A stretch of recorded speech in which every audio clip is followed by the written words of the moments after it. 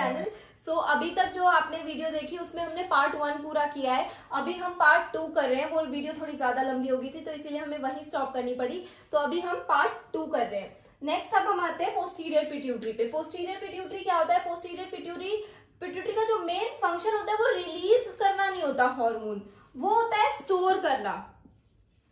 ये हमारे स्टोर करके रखता है दो हार्मोन्स, ऑक्सीटोसिन और एंटी डाययूरेटिक हार्मोन एडीएच। इसको हम लव हार्मोन के नाम से भी जानते हैं, लव हार्मोन के नाम से भी जानते हैं, और इसको हम वेसोप्रेसिन के नाम से भी जानते हैं। ठीक है। अच्छा, अब जो ऑक्सीटोसिन का फंक्शन होता है वो क्या क्या होता है? ऑक्सीटोसिन जो होता है वो हमारे यूट्रस को एक फिगर 8 में मेंटेन करके रखने में हेल्प करता है। ठीक है, फिगर 8 में हेल्प करता है ताकि पोलैरिटी बनी रहे और हमारा जो यूट्रस के अंदर पोलैरिटी बनी रहे और कॉन्ट्रैक्टिलिटी मेंटेन रहे। ठीक है। और ऑक्सीटोसिन के क्या क्या फंक्शंस होते हैं आप ही बताइए, क्या क्या होते हैं? इंड्यूस करता है लेबर को। ठीक है। मेन जो एक क्वेश्चन आता है जिसके अंदर कंफ्यूजन भी होता है, it is responsible for milk ejecting. ठीक है। जब मदर के ब्रेस्ट पे बेबी अपना माउथ सक करता है तो ऑक्सीटोसिन हार्मोन रिलीज होता है और वो हेल्प करता है वो मिल्क इजेक्ट होने में, यानी कि वो बाहर आने में मिल्क हेल्प करता है। कौन हेल्प करता है? ऑक्सीटोसिन हार्मोन हेल्प करता है। प्रोड्यूस तो प्रोलैक्टिन करेगा, लेकिन जो इजेक्शन का काम है वो हमारा ऑक्सीटोसिन हार्मोन ही करेगा। ठीक है। तो मिल्क इजैक्यूलेटिंग रिफ्लेक्स जो होता है वो ऑक्सीटोसिन हार्मोन ही हमारा करता है। मेल के अंदर भी इसका एक फंक्शन होता है जो कि बेसिक बहुत छोटा सा होता है। इजैक्यूलेशन के टाइम पे वास डिफरेंस पे जाके वो एक्ट करता है और इजैक्यूलेशन में हेल्प करता है। ठीक है। नेक्स्ट आते हैं एडीएच पे। एंटी डाययूरेटिक हार्मोन का मेजर फंक्शन जो होता है वो होता है वाटर रेगुलेशन। वाटर रेगुलेशन में हेल्प करता है। ओके, वाटर रेगुलेशन में हेल्प करेगा, बीपी रेगुलेशन में हेल्प करेगा। ठीक है, बीपी रेगुलेशन में हेल्प करेगा। अब ना इसका एक वो होता है, सपोज क्या हो गया, किसी को डायरिया या वॉमिटिंग हुआ, ठीक है, हुआ तो उससे बॉडी में क्या होगा? बॉडी में तो भाई फ्लूइड लॉस होगा, होगा कि नहीं होगा? डायरिया या वॉमिटिंग से फ्लूइड लॉस हुआ बॉडी में। ठीक है, तो उसके बाद क्या होगा? कंसंट्रेशन ऑफ ब्लड बढ़ गई, ब्लड जो है वो गाढ़ा हो गया, है ना, क्योंकि उसके अंदर फ्लूइड्स की कमी हो गई, तो फ्लूइड लॉस हुआ तो भाई ब्लड की कंसंट्रेशन बढ़ गई। अब जो हमारा फ्लूइड है वो हाइपोथैलेमस पे जाके एक्ट करेगा, सिग्नलिंग देगा कि भाई कम हो रहा है, ब्लड इतना गाढ़ा हो रहा है, क्या दिक्कत होगी, कहाँ पे क्या कमी आ रही है, वो जाके उसको बोलेगा कि क्या हो रहा है ये। फिर हाइपोथैलेमस जो होता है वो ऑर्डर देगा हमारी पोस्टीरियर पिट्यूटरी को कि भाई वाटर रेगुलेशन का तो तुम्हारा काम था, इतने हार्मोन्स तुम्हें हमने एडीएच दे रखा है तो उसको कुछ रिलीज करवाओ। ठीक है। फिर पोस्टीरियर पिट्यूटरी हाइपोथैलेमस की बात मानते हुए एडीएच को ब्लड में रिलीज कर देगा। ठीक है, एडीएच को ब्लड में रिलीज कर देगा। वो ब्लड में रिलीज कर देगा तो उसके बाद क्या होगा आगे का मैं ऊपर लिखती हूं।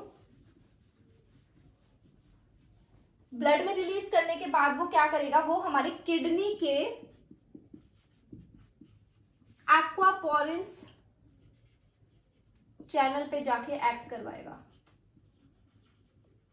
ठीक है, किडनी के एक्वापोरिन चैनल्स पे जाके हेल्प करवाएगा, जहां पे वो हेल्प करेगा जो भी हमारा वाटर लॉस हो रहा था उसको वो वहीं कंट्रोल करे, डायरिया या वॉमिटिंग से।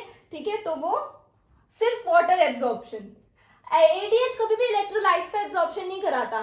ठीक है, एडीएच सिर्फ वाटर एब्जॉर्प्शन कराएगा। तो वो डीसीटी पे, डिस्टल कन्वोल्यूटेड ट्यूब्यूल्स या फिर कलेक्टिंग डक्ट्स पे जाके वाटर एब्जॉर्प्शन में हेल्प करेगा। ठीक है, तो वाटर एब्जॉर्प्शन हुआ, बॉडी में फ्लूइड्स बढ़ गए, बॉडी में फ्लूइड्स बढ़ गए तो ऑस्मोलैरिटी जो है वो मेंटेन हो गई, है ना, और जो हमारा फ्लूइड बैलेंस हो गया। ये होता है हमारा एडीएच का फंक्शन। ठीक है, ये हमारा एंटी डाययूरेटिक का बेसिक फंक्शन होता है। इसके बाद हमारा इसके जो डिसऑर्डर्स हैं वो हम बाद में पढ़ेंगे डिटेल में। नेक्स्ट जो हमारा हार्मोन आता है वो हमारा आता है थायराइड ग्लैंड। जो हमारी नेक्स्ट ग्लैंड आती है वो होती है thyroid gland.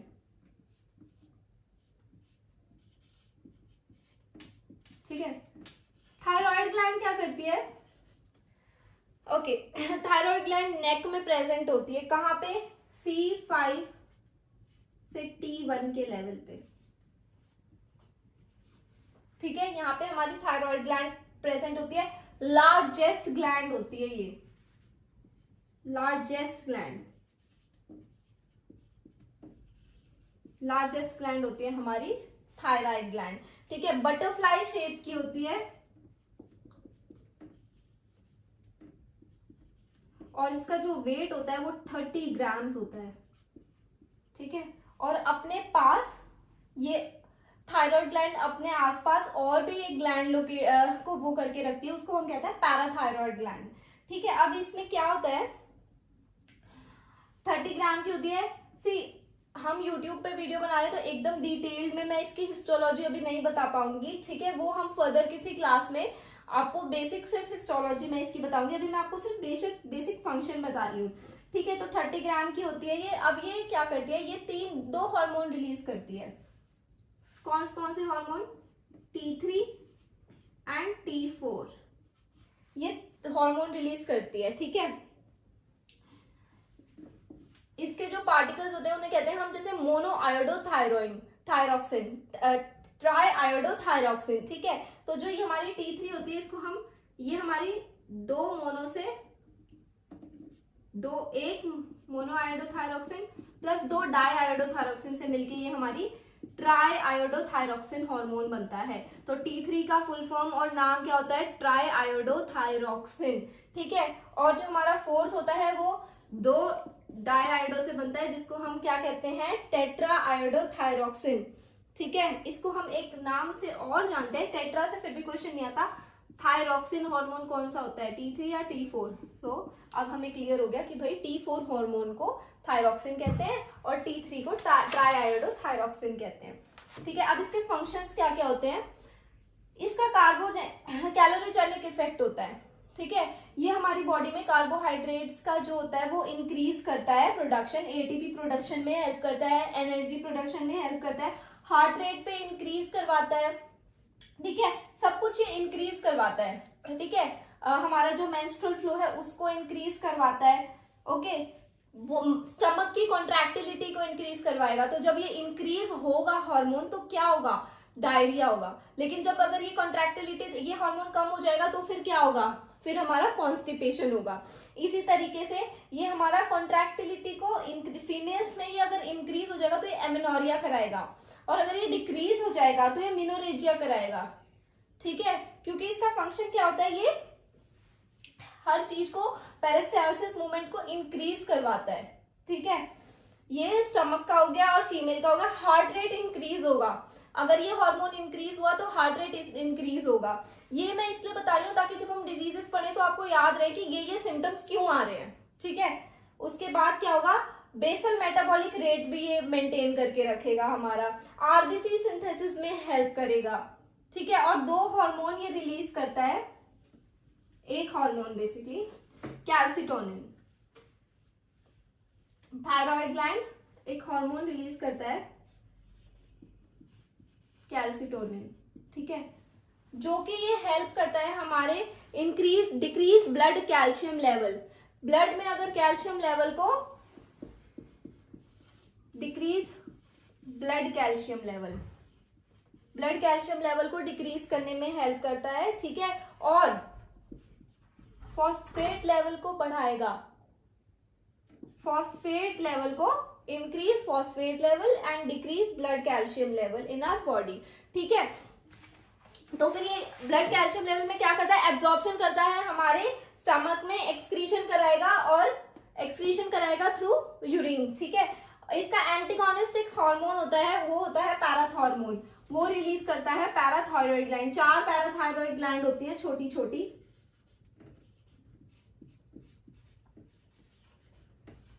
Parathyroid gland. 4 parathyroid gland होती है। कितनी होती है? 4 पैराथायरॉइड ग्लैंड होती है, मेज शेप की होती है, येलो कलर में होती है, ओके, और 50 mg वेट होता है, बहुत ही लाइट होती है ये, ठीक है। अब क्या होती है, ये हमारा बोन रिमॉडलिंग में हेल्प करता है। सेम ये एक हार्मोन रिलीज करेगा, पैराथॉर्मोन। कौन सा हार्मोन ये रिलीज करेगा? पैराथॉर्मोन। पैराथॉर्मोन रिलीज करेगा और इसका फंक्शन जो होता है वो सेम कैल्सिटोनिन से उल्टा होता है। ये बोन रिमॉडलिंग में हेल्प करता है, यानी कि कैल्शियम इंक्रीज करवाएगा,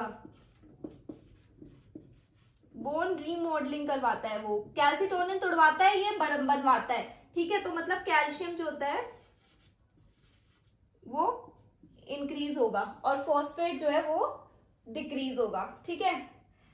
नेक्स्ट हम करेंगे अब थाइमस ग्लैंड। आगे अब हम पढ़ते हैं थाइमस ग्लैंड के बारे में, ठीक है। थाइमस ग्लैंड क्या होती है? Thymus gland is also known as the soldier gland, ठीक है। सोल्जर ग्लैंड भी कहते हैं। सोल्जर ग्लैंड क्यों कहते हैं? क्योंकि इट फंक्शंस टू प्रोटेक्ट, ये प्रोटेक्ट करके रखता है हमारी बॉडी को, जो डिफरेंट सेल्स होते हैं वो अटैक करते हैं उससे, ठीक है। It is located in front of trachea. अब इसके दो पार्ट्स होते हैं, एक तो थाइमोसाइट होता है, एक हेजल कॉर्पस्कुलम होता है। थाइमोसाइट्स जो होता है वो मैच्योर करके रखता है टी लिम्फोसाइट्स को। टी लिम्फोसाइट्स जो हमारे हेल्प करते हैं बॉडी में to fight against the different cells. और हेजल कॉर्पस्कुलम क्या करते हैं? वो फेगोसाइटोसिस करवाते हैं, ओके। फेगोसाइटोसिस सबको पता ही, अपने ही सेल्स को किल करने में हेल्प करते हैं। नेक्स्ट है हमारा हार्मोन कौन सा रिलीज करता है? ये हमारा थाइमोपोएटिन हार्मोन रिलीज करता है। और थाइमोपोएटिन हार्मोन किस चीज के लिए रिस्पॉन्सिबल होता है? It suppresses the neuromuscular junction, ठीक है। न्यूरोमस्कुलर जंक्शन को सप्रेस कर देता है कौन सा हार्मोन? थाइमोपोएटिन। इट इज बहुत ही, इसका शॉर्ट फंक्शन होता है। नेक्स्ट होता है हमारा पैनक्रियाज, ठीक है। पैनक्रियाज जो होती है एक मिक्स ग्लैंड होती है। It is the only mix gland. इसमें एक्सोक्राइन और एंडोक्राइन दोनों होते हैं। 99% ये एक्सोक्राइन होता है और इसके अंदर एक सेल्स प्रेजेंट होती है, एसिनार सेल्स, ठीक है। एसिनार सेल्स प्रेजेंट होती हैं और इन्हीं के, ये जो एसिनार सेल्स हैं यही हेल्प करती हैं एक्सोक्राइन फंक्शनिंग में। जो भी पैनक्रियाटिक जूस होते हैं बॉडी में आते हैं, उन सब का जो फंक्शन जो स्टिमुलेट करके रखता है वो एसिनार सेल्स होती हैं। 1% इसका फंक्शन होता है जो कि एंडोक्राइन होता है। कौन रिलीज करता है? Tail part of the pancreas. और इसके अंदर एक सेल होते हैं आइल्स ऑफ लैंग्रेंस। आइल्स ऑफ लैंग्रेंस होते हैं जो कि हेल्प करते हैं एंडोक्राइन फंक्शन के अंदर। अब दो सेल्स होते हैं, एक होते हैं हमारे अल्फा सेल्स, एक होते हैं हमारे बीटा सेल्स। अल्फा सेल्स जो होते हैं वो हार्मोन कौन सा हार्मोन सिक्रीट करते हैं? ग्लूकागन। ग्लूकागन यानी कि जो ग्लूकोज को हमारी बॉडी में मेंटेन करके रखता है, ठीक है।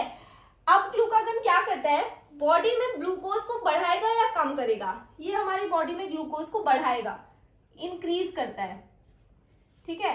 ग्लूकागन हमारी बॉडी में ग्लूकोज को इंक्रीज करके रखेगा, जिसकी वजह से जो भी डायबिटोजेनिक इफेक्ट है वो ग्लूकागन शो करेगा, ओके। नेक्स्ट हमारा ये क्या होता है? प्रोटीन नेचर का हार्मोन होता है। It is protein nature hormone, okay. और जो बीटा, ये एक चीज और करते हैं, जो हमारे ग्लूकागन होते हैं ये ग्लूकोज को इंक्रीज करेंगे बॉडी में। तो ऑब्वियसली ये क्या करेंगे? ये हमारे जो बॉडी में ग्लाइकोजन होता है जो ग्लूकोज को बनाता है उसको तोड़ने में हेल्प करते हैं कि वो जल्दी जल्दी टूटे और ग्लूकोज का लेवल हमारी बॉडी में इंक्रीज हो, ठीक है। फिर हमारे आता है next beta cells. Beta cells क्या करते हैं? बीटा सेल्स इंसुलिन सिक्रीट करते हैं। It is opposite glucagon antagonist, ठीक है। ये हमारी बॉडी में जो ग्लूकोज का लेवल होता है वो कम करके रखता है, ठीक है। इसीलिए किसी को भी जब डायबिटीज होती है, टाइप 1 डायबिटीज में, हम प्रेफर करते हैं कि हम इंसुलिन के इंजेक्शन दें। क्यों? ताकि वो जो ग्लूकोज का लेवल है उसको बॉडी में कम कर सके, ठीक है। तो ये दोनों जो हार्मोन्स है ये एक दूसरे के एंटागोनिस्ट होते हैं। तो ये इंपॉर्टेंट क्वेश्चन यहाँ पे बनता है कि which hormone, glucagon hormone is secreted by which cell, insulin hormone is secreted by which cell, ठीक है। Which hormone is responsible for increasing glucose level, which hormone is responsible for decreasing glucose level, ठीक है। जो सबसे ज्यादा pancreas में sales होते हैं, एब्यूडेंट सेल्स, वो ये होते हैं बीटा सेल्स, ठीक है, यही मोस्ट एब्यूडेंट होते हैं हमारी बॉडी में, और ये भी हमारे प्रोटीन नेचर के होते हैं। ये भी प्रोटीन नेचर का हार्मोन है और ये भी प्रोटीन नेचर का हार्मोन है, ठीक है। अब क्या करते हैं बीटा सेल्स, क्या करेंगे, इंसुलिन प्रोड्यूस करवाएंगे, यानी कि बॉडी में ग्लूकोज की कमी करवाएंगे, ठीक है। या फिर अगर जब ज्यादा होता है तो हम इनको एक्सटर्नल इंसुलिन भी पेशेंट को प्रोवाइड करते हैं, ठीक है। अब ये एक एनाबॉलिक हार्मोन होता है, ठीक है, ये हमारा एक एनाबॉलिक हार्मोन होता है। अब कैटाबॉलिक और एनाबॉलिज्म क्या होता है, दो चीजें होती हैं, हमने पढ़ी है, कैटाबॉलिज्म और एक होती है एनाबॉलिज्म। इसमें बहुत कंफ्यूजन रहता है। एनाबॉलिज्म, जो कैटाबॉलिज्म है वो काटेगा, ठीक है। ट्रिक टू रिमाइंडर, कैटाबॉलिज्म क्या करता है, कट करता है, ठीक है। और जो एनाबॉलिज्म है वो ऐड करता है, सी से कट, ए से ऐड, ठीक है, याद रहेगा। तो ये क्या करेगा, हमारी एनाबॉलिक है तो ये ऐड करके रखता है, ठीक है। जैसे कि 2 + 2 हमारा 4 होता है ना, तो ये जोड़ेगा, 2 - 1 1 है तो ये काटेगा, कट करेगा, ठीक है। ये इसीलिए हमारा जो ये हार्मोन है ये हमारा एनाबॉलिक फंक्शन करता है, इंसुलिन। इसके अंदर हमारी चेन्स होती हैं, अल्फा चेन्स होती हैं और बीटा चेन्स होती हैं, ठीक है। तो दैट इज 51 अमाइनो एसिड की चेन होती है, 51 अमाइनो एसिड्स की इंसुलिन के अंदर चेन होती है। अब ये क्या फंक्शन क्या करता है, ये हमारा लिवर है, ठीक है। लिवर से सेल में जाएंगे तो जो ग्लाइकोजीनोलाइसिस, ग्लाइकोजन जो है, ग्लाइकोजन टूटेगा, ठीक है, ग्लाइकोजन टूटेगा तो वो क्या बनाएगा, ग्लाइकोलाइसिस होगा और वो ग्लूकोज का फॉर्मेशन करेगा। फिर एक प्रोसेस होता है यहां से प्रोटीन और फैट का, ग्लाइकोनियोजेनेसिस, हमारा ग्लूकागन फॉर्म होगा कहां से, ग्लाइकोनियोजेनेसिस, ग्लाइकोजन नियो, नया, कोई भी नया, जेनेसिस, फॉर्मेशन, ठीक है। ग्लूकोज की फॉर्मेशन थ्रू एक्सटर्नल सब्सटेंसेस, किसी भी नए सब्सटेंस के थ्रू हमारी उसकी फॉर्मेशन, जैसे कि कौन कौन से सब्सटेंस होते हैं, कार्बोहाइड्रेट्स हो जाते हैं, ठीक है, उनके थ्रू जो हम एक्सटर्नली खाते हैं उनसे जो होता है वो हमारा होगा ग्लाइकोनियोजेनेसिस। और जब ये प्रोसेस हमारा उल्टा होगा, ग्लाइकोजिनोलाइसिस में, तो ये टूटेगा, ठीक है। अब अगर ये प्रोसेस इस डायरेक्शन में होने लगा तो ग्लाइकोजेनेसिस, ग्लाइकोजन फॉर्मेशन। अब कहां कहां पे ग्लूकोज बढ़ेगा, कौन कौन से प्रोसेस में, और कौन कौन से प्रोसेस में हमारा ग्लूकोज कम होगा। जहां पे ग्लाइकोजन बन रहा है वहां तो कम होगा, और जहां पे ये टूट रहा है और ग्लूकोज बन रहा है वहां पे हमारा ग्लूकोज इंक्रीज होगा। जैसे कि ग्लाइकोजिनोलाइसिस, यहाँ पे ग्लूकोज इंक्रीज होगा। ग्लाइकोजेनेसिस, ग्लाइकोजन बन रहा है, फिर तो भाई ग्लाइकोजन बनेगा, ग्लूकोज कम हो जाएगा। ग्लाइकोनियोजेनेसिस, बन रहा है, इट इज फॉर्मिंग, तो इंक्रीज हो जाएगा, ओके। ये हमारा था पैनक्रियाज। अब हम लास्ट ग्लैंड हमारी जो रहती है वो है एड्रीनल ग्लैंड, उसके बारे में पढ़ेंगे। Next is our adrenal gland. So next हम थे एड्रीनल ग्लैंड पे, ठीक है, ये हमारा लास्ट ग्लैंड है। एड्रीनल ग्लैंड क्या करता है, एड्रीनल ग्लैंड कहाँ पे लोकेटेड होता है, रीनल कैप पे। It is yellowish in colour and जो इसका वेट होता है 4 to 5 ग्राम ईच। ये दोनों किडनीज के टॉप पे लोकेटेड होता है और 4 to 5 ग्राम्स ईच इसका वेट होता है। ये है एड्रीनल ग्लैंड का हमारा स्ट्रक्चर, ठीक है। ये होता है एड्रीनल कैप्सूल।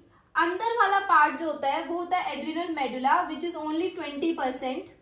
ये जो पार्ट है ये होता है हमारा एड्रीनल कॉर्टेक्स विच इज 80%।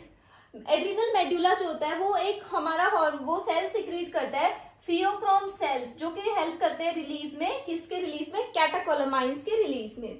अब हमारा जो एड्रीनल ग्लैंड है उसके जो 3 लेयर्स होते हैं, ग्लोमेरुलोसा, फेसिकुलेटा, रेटिकुलरिस और लास्ट में हमारा आता है फियोक्रोम सेल्स। ये इसी तरीके से अरेंज्ड होते हैं, ठीक है। तो जो हमारे जोना ग्लोमेरुलोसा होते हैं वो हमारा एक हार्मोन सिक्रीट करता है, मिनरलोकॉर्टिकॉइड्स, ठीक है।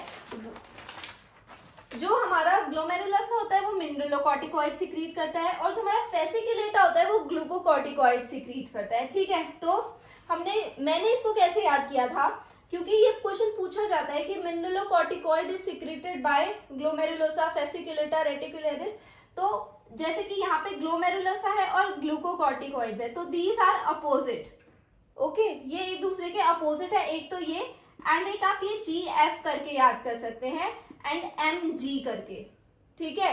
इस तरीके की शॉर्ट फॉर्म्स बना के भी याद कर सकते हैं। अब मिनरलोकॉर्टिकॉइड जो होता है वो एक हार्मोन रिलीज करता है हमारा एल्डोस्टेरोन। एल्डोस्टेरोन जो हार्मोन है, इस हार्मोन को हम लाइफ सेविंग हार्मोन भी कहते हैं। विच hormone is life saving hormone?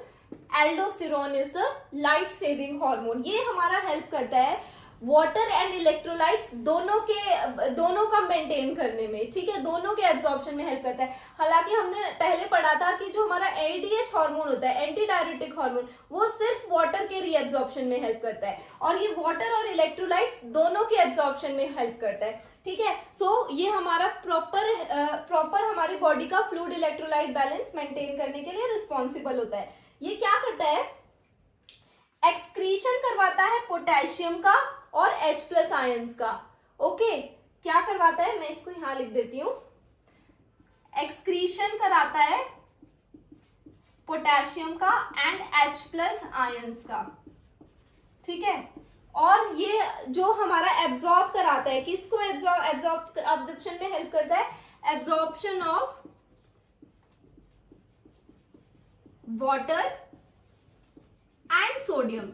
Aldosterone किस किस में हेल्प करता है?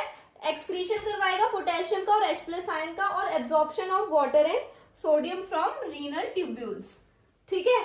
अब हमारे नेक्स्ट आता है, ये हमारा कौन मिनरलोकॉर्टिकॉइड्स ने रिलीज किया? एल्डोस्टेरोन।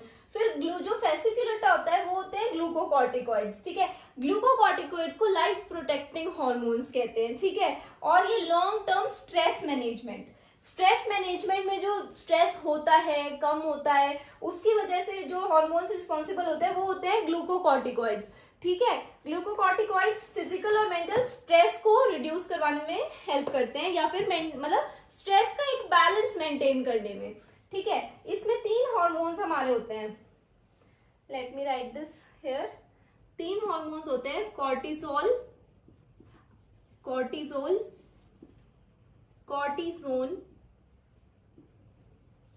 कॉर्टिसोन एंड कॉर्टिकोस्टेरोन,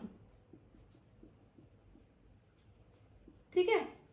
ये हमारे स्ट्रेस मैनेजमेंट में हेल्प करते हैं और कैल्शियम एक्सक्रीशन में हेल्प करेगा, जो हमारा एड्रिनल ग्लैंड के हार्मोन्स है बेसिकली, ठीक है। ऑस्टियोक्लास्टिक एक्टिविटी, ऑस्टियोक्लास्टिक यानी कि बोन को तोड़ने में हेल्प करता है। कैल्शियम एक्सक्रीशन होगा तो ऑब्वियसली यू कैन रिलेट, अगर कैल्शियम एक्सक्रीशन है तो बोन्स के मेंटेन करने में तो हेल्प करने नहीं वाला, तोड़ने में ही हेल्प करने वाला है, ठीक है। तो ये बोन को बेसिकली वीक बना देते हैं और मेटाबॉलिज्म में हेल्प करते हैं कार्बोहाइड्रेट, प्रोटीन एंड फैट की। और ये एक चीज और करवाते हैं, ये कार्बोहाइड्रेट, प्रोटीन और फैट का सेंट्रल डिपोजिशन करवाते हैं, बॉडी के सेंटर में इसकी डिपोजिशन करवाते हैं। इसीलिए जब हम आगे डिजीज कंडीशन पढ़ेंगे तो इसकी कमी में एक चीज होती है, वो होती है इसके इंक्रीज में एक चीज होती है, वो होता है ट्रंकल ओबेसिटी, ठीक है, हम्प नेक। ये सब देखने को हम आगे जब डिजीज पढ़ेंगे उसमें हेल्प होंगे। नेक्स्ट आता है adrenal medulla. Adrenal medulla pheochrome cells secrete करता है, ठीक है। और फियोक्रोम सेल्स जो होते हैं वो हमारे हेल्प करेंगे, फियोक्रोम सेल्स हेल्प करते हैं कैटाकोलामाइंस बनाने में। ओके, अब क्या कैटाकोलामाइंस? 3 तरीके के हमारे कैटाकोलामाइंस रिलीज करता है ये, वो होते हैं एपिनेफ्रिन, नॉरएपिनेफ्रिन और डोपामिन, ठीक है। 3 तरीके के होते हैं।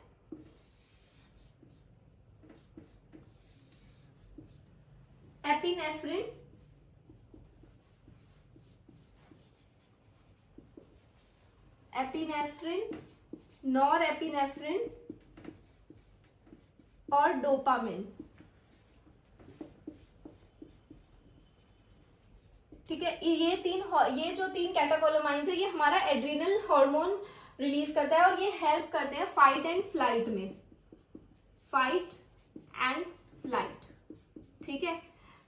हार्ट रेट इंक्रीज करेगा, ब्लड प्रेशर इंक्रीज करेंगे, पल्स रेट इंक्रीज करेंगे, ब्लड ग्लूकोज इंक्रीज करेंगे और प्यूपिल डायलेशन में हेल्प करते हैं ये तीनों हमारे कैटाकोलामाइंस, ठीक है, अब हमारा जो लास्ट में हम आ जाते हैं, एक बहुत छोटा सा ग्लैंड है, ठीक है, बॉडी के अंदर एक बहुत छोटा सा ग्लैंड है जिसके बारे में आप लोगों ने सुना भी होगा, वो होता है पीनियल ग्लैंड, ठीक है, बहुत छोटा सा है, इसको भी हम आज फिनिश कर देते हैं, पीनियल ग्लैंड, ठीक है। पीनियल ग्लैंड जो होता है वो हमारी बॉडी में स्लीप वेक साइकिल मेंटेन करने में हेल्प करता है, ठीक है। बायोलॉजिकल क्लॉक जो होती है maintains biological clock,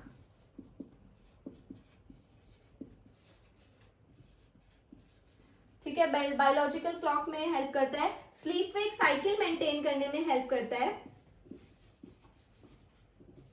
sleep wake cycle को पूरा अच्छे से बना के रखता है, सिकार्डियन रिदम्स मेंटेन करता है, ठीक है, और पिंक कलर का होता है, ये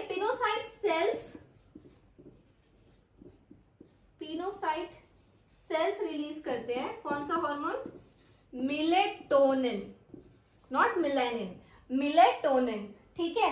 और ये जो हमारा होता है ना, ये हमारे नाइट टाइम पे 10 टाइम्स इंक्रीज हो जाता है, 10 टाइम्स इंक्रीज हो जाता है। स्मॉलेस्ट ग्लैंड हो जाता है, और सेकेंडरी सेक्सुअल कैरेक्टरिस्टिक्स को इनहिबिट करके रखता है जब तक हमारा ये एक प्यूबर्टी की एज तक एक पर्सन नहीं पहुंच जाता, चाइल्ड जब तक प्यूबर्टी की एज तक नहीं होता है, सेकेंडरी सेक्सुअल कैरेक्टरिस्टिक्स को अराइज नहीं होने देता है, ठीक है। 10 टाइम्स इंक्रीज हो जाता है नाइट में, और मिनिमम होता है ये डे में, ठीक है, मिनिमम होता है ये हमारा डे में। So that's all about our endocrine glands. जितनी भी ग्लैंड्स थी, जो भी एनाटॉमी फिजियोलॉजी थी, वो हम बहुत बेसिक और अच्छे तरीके से कंप्लीट कर चुके हैं यहाँ पे।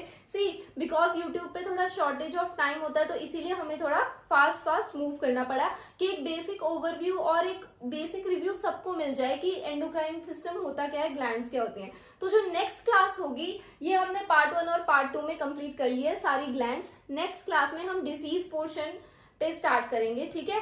आई ट्राई कि डिजीज पोर्शन हम आई थिंक 2 to 3 क्लासेस तो लगेंगी, उसमें शायद कंप्लीट हो जाए, ठीक है। आई ट्राइंग टू कि वो हो जाए और आपका एंडोक्राइन सिस्टम कंप्लीट हो जाए। सो अगर आपको वीडियो पसंद आई हो तो please like our channel, comment and subscribe our channel. Thank you.